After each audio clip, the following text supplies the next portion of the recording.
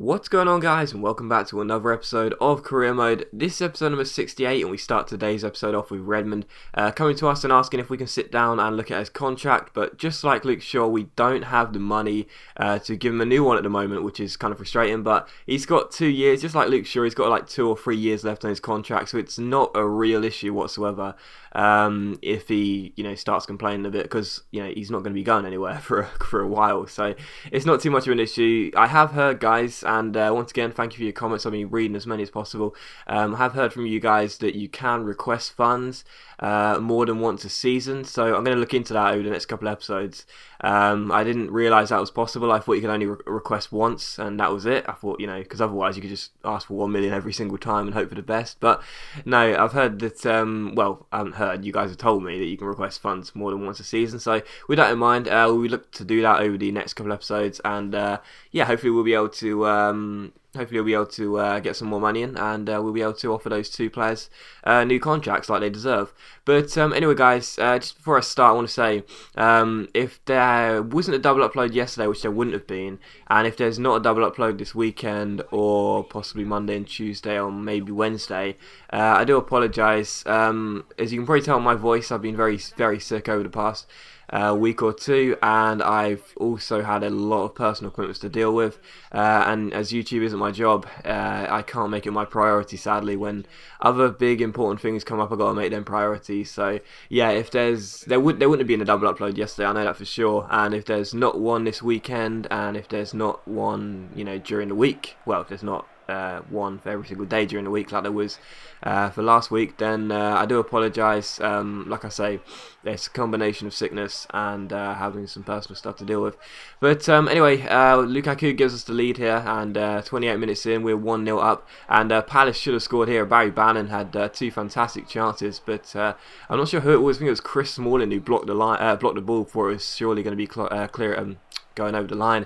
So it was 1-0 here, and we were not playing too well against Palace, a side we should be able to beat, and quite frankly, once again, it was all down to my poor finishing, really. We had a couple of really good chances, missed both of them. Lukaku's only goal separating us here. We had another great chance here. Stefano D'Annunzio should have scored his first Norwich goal here, but sadly Speroni makes the save, but really should have put that in the back of the net. But it was still 1-0, and in the 90th minute here, Anthony's corner was crossed in, and Chris Smalling, who prevented a goal at one end, gets a goal here. So Smalling gets the goal, and we do go ahead and make it 2-0 here. And again, it was one of those games where very few chances, and most of them fell to me, but we didn't really take as many as we should have done. There was some really good one-on-one opportunities.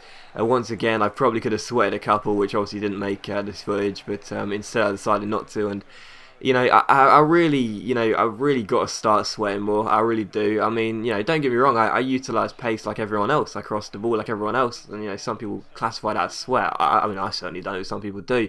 But for cutbacks and that, I never really score cutbacks, and I've got to change that. I really do, because otherwise we're just going to keep on, just passing up so many chances, which we really should be scoring. And, I do read your comments, and I know so many of you are like, oh my God, just, cut the ball back when you're going one-on-one, as I've missed quite a few one-on-ones from time to time. But, I don't know, I just don't really like doing it. It just feels a bit, not like it's cheating, just a little bit more, how do I explain? A little bit too easy, a little bit too easy, and I don't really want to score every single chance, just as easy as you like. But, anyway, we had a couple of international friendlies there. One was against France, which we lost 2-1, and one was against Finland, I think it was, which we drew 1 each. So no win in those international friendlies as we gear up for Euro 2016. Very, very poor, and we'll have to sort that out. That was very disappointing. And here we had a youth scout report here from our Danish scout located in England, and he finds us one decent player in the name of Danny Thomas. He's only been scouted for 1 month though, but he's 15 years old and 6'5". So he could turn out to be a complete and utter beast when he's older. But no, it's a good scout report, to find a player with 70 to 94 potential, mainly because you don't see that much nowadays. And as I said, FIFA 14, my scouting in this game is pretty damn terrible, and I need to change that. We yet to find a really solid player from the scout reports, and I need to change that. But anyway, the following game was against Bolton here at the Reebok Stadium. So after that win against Palace, we need to keep on winning. We've been, I wouldn't say we've hit a stumbling block, but we have had, very big periods of inconsistency basically all through the season. We got off to an amazing start. We won like our opening like 5-6 games in all competitions, and then we just started to fail and just drop down the table a bit. We've got 6 wins, 6 draws and a loss after 13 games, and those 6 draws are just, it's not good enough. It really isn't. But anyway, we take it on Bolton here, and we really did need to make sure we would get back to winning ways. Continue winning after that win against Palace, because I do want to push up. I'm not having just one season in the Champions League and then going out of it again. So taking on Bolton here, and in the 10th minute, Anthony rolled the ball through to Townsend, and Townsend did cross the ball into Nathan Redmond. That was a great driven cross to the far post. Redmond puts it into the back of the net. I guess you could say that was a little bit of a cutback, not really, but I guess you could classify it as a cutback if you wanted to. But even so, that's what I need to do more. Cross the ball more, and just look for the man that's going to be in open space instead of trying to take it on myself all the time. But yeah, we were 1-0 up. Redmond got the goal. He almost added to his tally there. But Adam Bogdan made the save, so good save by the Hungarian goalkeeper, and he makes another one here from the corner to deny Stephen Corker, I think it was. So a good save by Bogdan, and in the resulting corner, Townsend crosses the ball in towards Anthony. This time it's a pretty simple save for Bogdan, but it was being tested really early on. Had to make 5 saves in the opening 30 minutes, and so good saves there as well. And in the 31st minute, Nathaniel Klein gets the ball.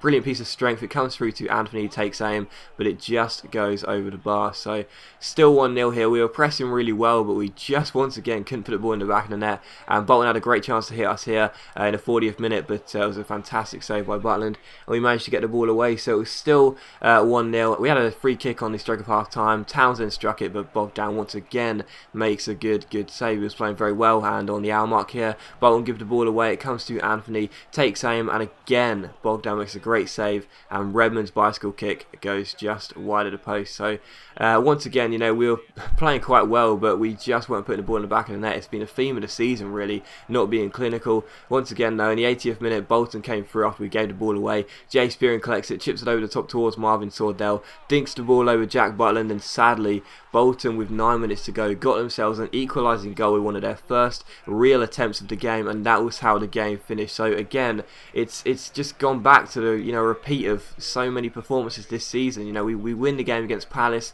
we play so well in this game against Bolton, yet once again, you're going to look at the match stats here and you think, how did you not win? Because we had so many shots, 11 shots on target, 16 overall. We had more possession than the AI on Legendary, and that's a rare occurrence if there ever is one. We should be winning that game. That's such a big chance to win the game with so many great chances, and again, it's just my poor finishing that cost us, and I need to work on that.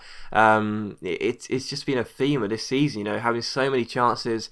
For some bizarre reason, we've had more possession than the AI on Legendary, which is not an easy thing to do, and we're just not taking the chances. We've got to do better than that. But I've got to do better than that. There's no two ways about it. It's my fault. But anyway, Odalusi then comes to us and says, give us a starting role because you haven't been giving us one for a while. Why aren't you playing us, basically? You said that when I came in, I'll be playing more. So I thought, okay, in the game against Copenhagen, you would play. So we did give Odalusi a chance here, mainly because Anthony played most of the minutes in the game against Bolton. He played at least a half, I think. And we started Odalusi in this game. We haven't really played Odalusi and Sharp much this season. Last season they played quite a lot, but that was obviously because we had 2 first team strikers starting. Anthony would start with Hooper, and then we have Sharp and Odalusi to come off the bench. But this year we've only been playing with 1 striker, and that means that Odalusi and Sharp have been lucky to make the bench from time to time. So I thought, okay, against Copenhagen, we'll rest Anthony. Usually plays our Champions League games. We'll rest him, and we'll go ahead and let Odalusi start with Sharp on the bench. And we did take on Copenhagen, as you would have seen by the group table there. Bayern Munich were playing Galatasaray, and Galatasaray had to win. And if we would win this game, we would be qualified, unless Galatasaray won, I think was the right math mathematical calculation for that, I think. But yeah, basically, a win for us, and we're basically going to be going through. So I was surprised to see Copenhagen had the first chance of the game because they had yet to pick up a single point in the group. They had a really good chance where they hit the post, but a few minutes after that here, Lucy collects the ball, fake shots around his man, and ends up putting the ball into the back of the net. So we were sitting there saying, exactly, that's why I should be starting these games, because I can finish the ball. You haven't got strikers that have been clinical enough, and I am clinical. Let me start these games. So Lucy makes a great shout for his first team chances there by putting us up in the lead in the first 10 minutes. And in the 11th minute here, Dale Jennings gets played through down the left-hand side. Jennings goes on a run. No one's going to catch him for pace. Gets a bit lucky there, but keeps the ball at his feet. Goes to take aim, and it's a clumsy challenge by Stadsgaard, I think it is, for Copenhagen, but it was a poor challenge regardless. And Copenhagen's captain, number 4, brings him down, and the referee gives a certain penalty. Give it to Dale Jennings. Dale Jennings, of course, he never misses penalties, and he's not going to miss this one. Pretty poor penalty, to be honest. Pretty poor penalty, but the goalkeeper did dive the right way, but he couldn't save the ball, and that made it 2-0. So we were 2-0 up here, and yeah, Copenhagen's chances of getting a single point in this group were all but over by half time, because Ross Barkley found Lucy here on the 45th minute. He found Dale Jennings. Jennings goes 1-on-1, ball roll, reverse step over onto his right foot, finds the bottom corner, and that makes it 3-0. So Jennings gets the goal. Really strong finish, and yeah, 45 minutes played. The game was already sealed. Nothing really happened in the second half, but a 3-0 victory, clean sheet again. That's really nice, and yeah, a 3-0 win. Back to winning ways, back to being clinical. Really happy about that. And as you can see, because Galatasaray could only manage a draw with Bayern Munich, that means we are qualified for the next round of the Champions League, which is of course the knockout stages, which is absolutely fantastic with a game to spare. But as always, guys, a big thank you for watching today's video. I really hope you enjoyed it. If you have, please leave a like, it's much appreciated, and it really does help my channel out. And I'll see you for the next episode of Career Mode very soon.